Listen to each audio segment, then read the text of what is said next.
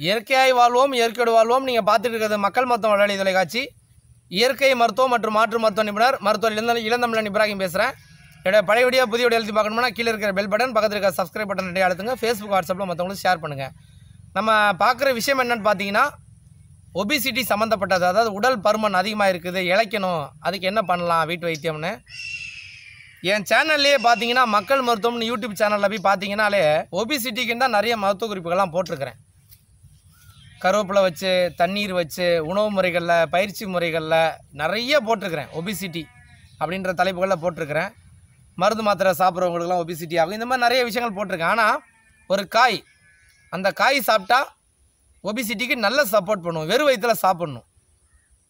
அது என்ன காய் அப்படின்னு பார்த்தீங்கன்னா பப்பாளி காய் தான். அது பப்பாளினா இயற்கையான நாட்டு பப்பாளி. அது காயாக இருக்கணும், பழமாக இருக்கக்கூடாது.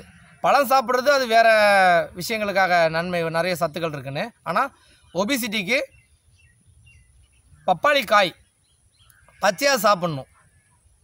என்ன பண்ணலாம், அதை ஒரு வதக்கி அந்த பப்பாளி காயை கட் பண்ணி கடுகு உளுத்தம் பருப்பு போட்டு வதக்கி ஒரு சட்னி மாதிரி செஞ்சு சாப்பிட்லாம். இல்லை அந்த காயை குழம்புல போட்டு சின்ன சின்ன பொடிசாக கட் பண்ணி போட்டு குழம்புல போட்டு கொதிக்க வச்சு சாப்பிட்லாம். இந்த மாதிரிலாம் சாப்பிட்லாம்.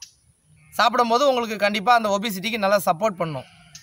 இல்லை வெறும் வயிற்றில் சாப்பிட்ணுன்னா அதை ஜூஸ் மாதிரி அடித்து சாப்பிட்லாம். இந்த மாதிரிலாம் நீங்கள் முயற்சி பண்ணலாம். ஆனால் பப்பாளி காயை பச்சாவே சாப்பிட்ணும் வெறும் வயிற்றில் அப்படின்னா, பப்பாளி காயை ரொம்ப பொடிசாக கட் பண்ணி ஜீரகம், மிளகு இது ரெண்டும் கலந்து நீங்கள் கொஞ்சம் கொத்தமல்லி இதெல்லாம் போட்டு நீங்கள் சாப்பிட்டிங்கன்னா ரொம்ப நல்லது. ஆனால் பப்பாளி காயை கட் பண்ணி கொஞ்ச நேரம் தண்ணியில், உப்பு தண்ணியில் போட்டு வைக்கணும். இந்து சால்ட்டு போட்டு அந்த உப்பு தண்ணியில் போட்டு வைக்கணும்.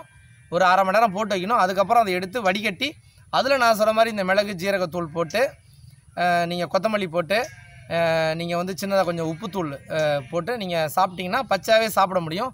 ரொம்ப சாப்பிடக்கூடாது, கொஞ்சம் கொஞ்சம் சாப்பிட்ணும். தினமும் கொஞ்சம் கொஞ்சம் சாப்பிட்டு வந்தீங்க அப்படின்னாக்கா உங்களுக்கு ஒபிசிட்டிக்கு நல்லா சப்போர்ட் பண்ணும். காரணம் என்னென்னா, பப்பாளி காயில் உடம்புல இருக்கிற கெட்ட கொழுப்புகளை கரைக்கக்கூடிய நிறைய சத்துக்கள் இருக்குது. அதனால் இது ஒபிசிட்டிக்கு ரொம்ப சப்போர்ட் பண்ணும். நீங்கள் நிறைய பழங்கள், காய்கறிகள்லாம் நிறைய முயற்சி பண்ணியிருப்பீங்க. இன்னும் சில பேர் என் சேனல் பார்த்து நிறைய பேர் உடல் பருமன்லாம் குறைஞ்சதாகவும் சொல்கிறாங்க.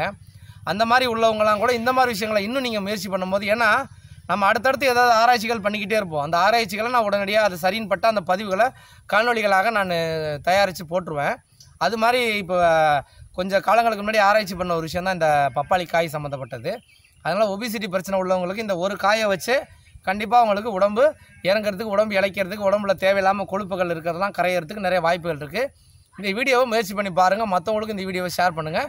என் வீடியோ உங்களுக்கு கண்டிப்பாக பிடிச்சிருக்கும் நம்புகிறேன். கீழே இருக்கிற பெல் பட்டன், பக்கத்தில் இருக்கிற சப்ஸ்கிரைப் பட்டன் ரெண்டையும் அழுத்துங்க. ஃபேஸ்புக், வாட்ஸ்அப்பில் மற்றவங்களுக்கு ஷேர் பண்ணுங்கள்.